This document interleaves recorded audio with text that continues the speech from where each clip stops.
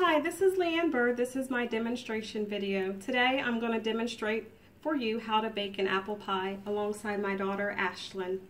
The reasons for making an apple pie, the first is just who would like to have fresh apple pie versus store-bought pie, and also this allows me to bond and spend time with my daughters and make memories.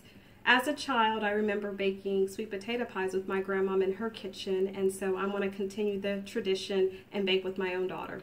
First, I'm going to go through the ingredients needed to make an apple pie. Most of these items can be found in your home. First, you'll need flour. I use the Pillsbury all-purpose flour. Next, white sugar. Then we have brown sugar. I use store-bought pie shells to save time.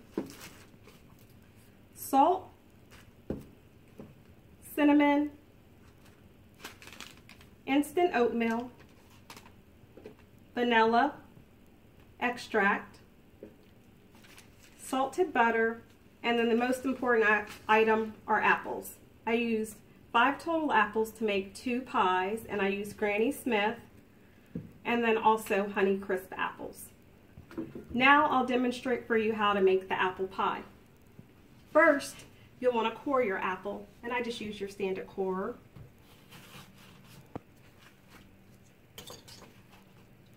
Remove the core of the apple. Next, I'll peel my apples, and I've already pre-filled a few of them for you. You can see those in the red bowl that's located right in front of me.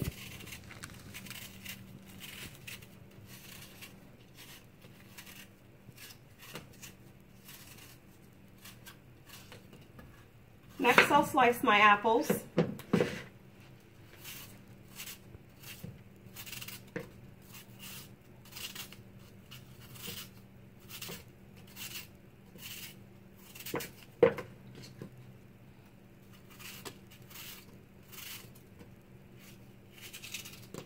Got a little bit of core in there, so I'm taking that out.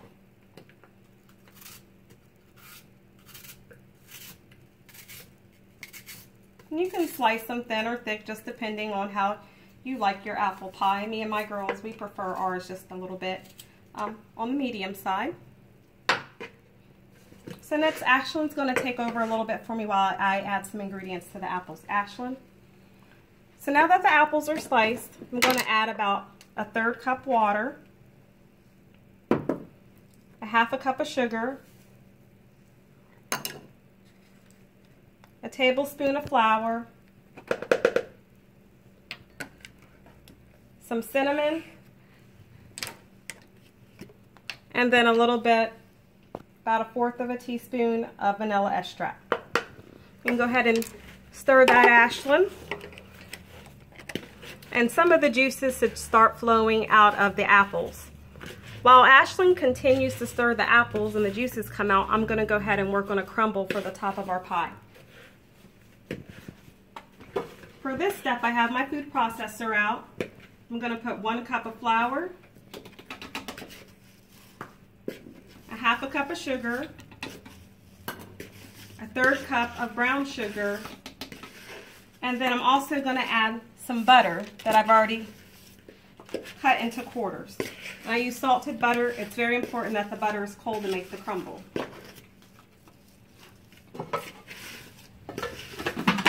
I'm just going to put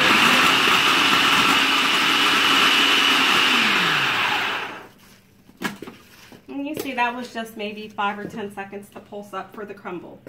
I'm going to add 1 additional ingredient to my crumble, my instant oatmeal, and give it another whirl.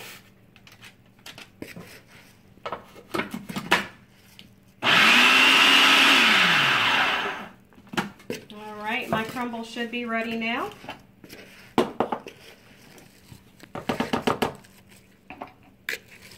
I'll clean off my workspace a little bit. Ashlyn, would you like to wrap the pie shell? Thank you. So now I have my pie shell out. I'm going to add the apples into my pie shell. And you should have enough to make 2 pies. I'll even it around a little bit. Just a side note, I did add some salt before I started to this crumble mixture. Salt's an important ingredient to get into your pie.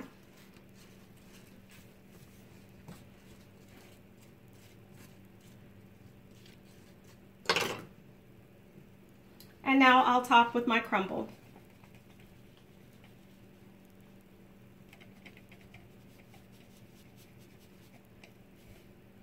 I'll add a little bit more to it. And then I'll smooth my crumble over.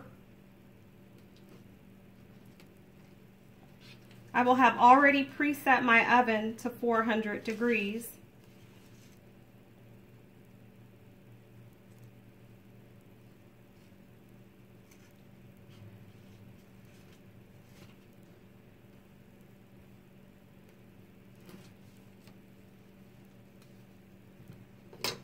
And as you can see, just very easily you can make a nice apple pie.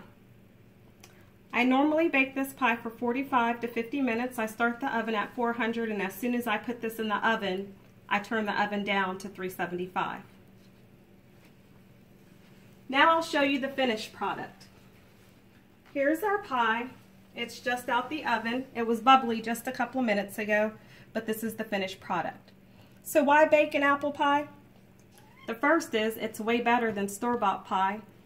And the second is you get to make long-lasting memories. My grandma passed last year around this time, and some of the most important memories were baking those pies in her kitchen, and I'm now making those with my own daughters. Thank you so much.